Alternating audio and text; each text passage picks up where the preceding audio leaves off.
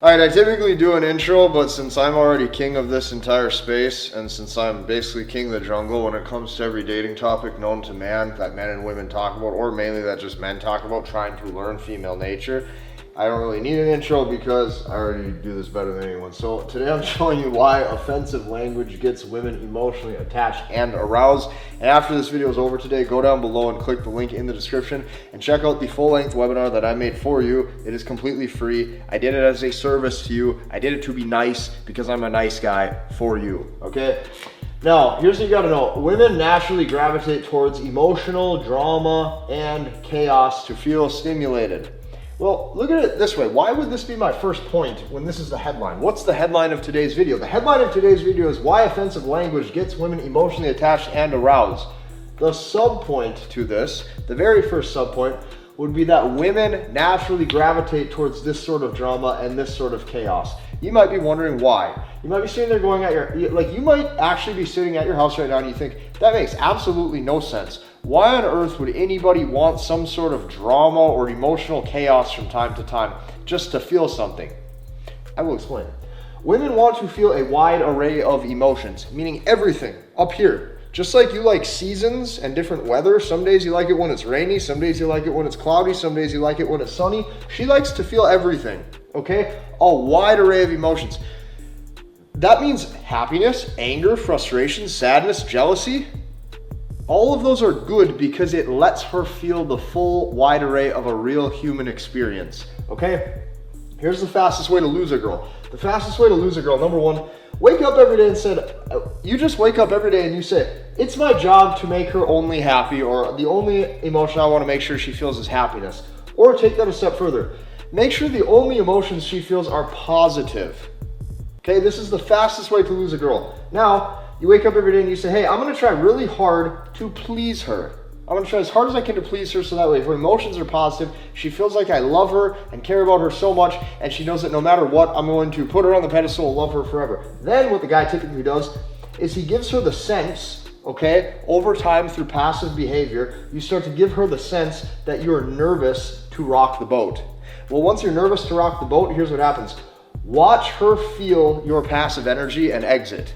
So the first reason why women naturally gravitate towards emotional drama or emotional chaos is to feel a wide array of emotions, because a wide array of emotions is the entire human experience. Okay? Moving on to point number two, offensive language shows a rebellious spirit that makes women feel safe.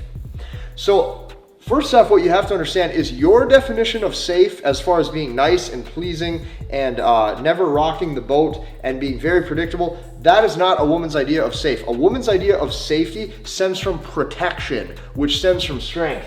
So offensive language shows a rebellious spirit that makes women feel safe. So here's what that means. Her woman thoughts go very, very deep. Okay, the first deep thought that she starts to have when it comes to offensive language, you're slightly arousing that rebellious side that you may have, okay? So she hears things that may or may not be offensive depending on who hears it. She hears these things and she goes, hey, if he's willing to swear, okay, he must not be fearful of judgment. This is the first piece. She goes, if he is willing to swear, he must not be fearful of judgment. He must not be scared to rock the boat. If you take that a step further, subconsciously, she also starts to sit there and go, he must not be scared of altercation. Well, if he's not scared of altercation, he's not scared if somebody says something or does something. This man will probably protect me if shit hits the fan. This is what she thinks. This is instinctual. This is subconscious. Okay, she's not actively trying to feel these things. It just happens. She says, hey, he will probably protect me if shit hits the fan. Now, here's where it gets really deep. Even if he pisses me off, I still love him. This is how she feels. She sits there and goes, you know what? He pisses me off sometimes. He makes me mad. He makes me frustrated. He gets me angry. I try everything that I can to be slightly judgmental towards him so that way hopefully I can get him to change. And no matter what, I can't get him to change. I love him. That's how she thinks and that's how she feels. That is her natural woman intuition.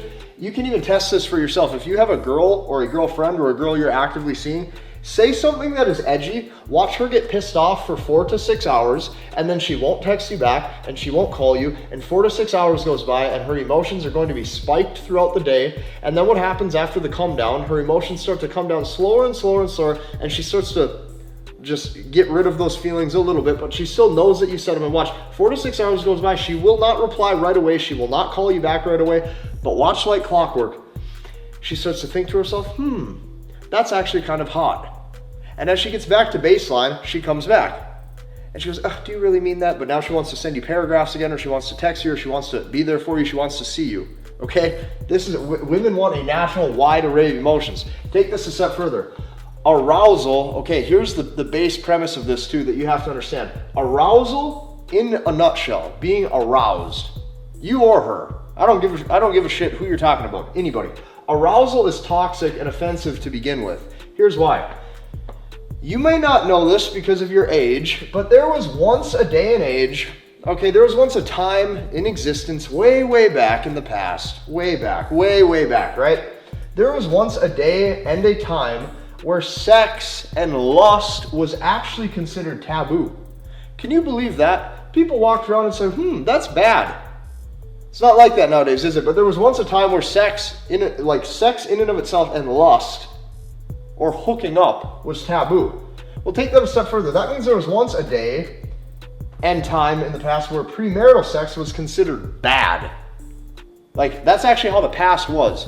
You maybe have to go back a lot of years, but it was like that. So what you got to realize is everything that is arousal, okay, or everything that's arousing is based off of a spike in emotion.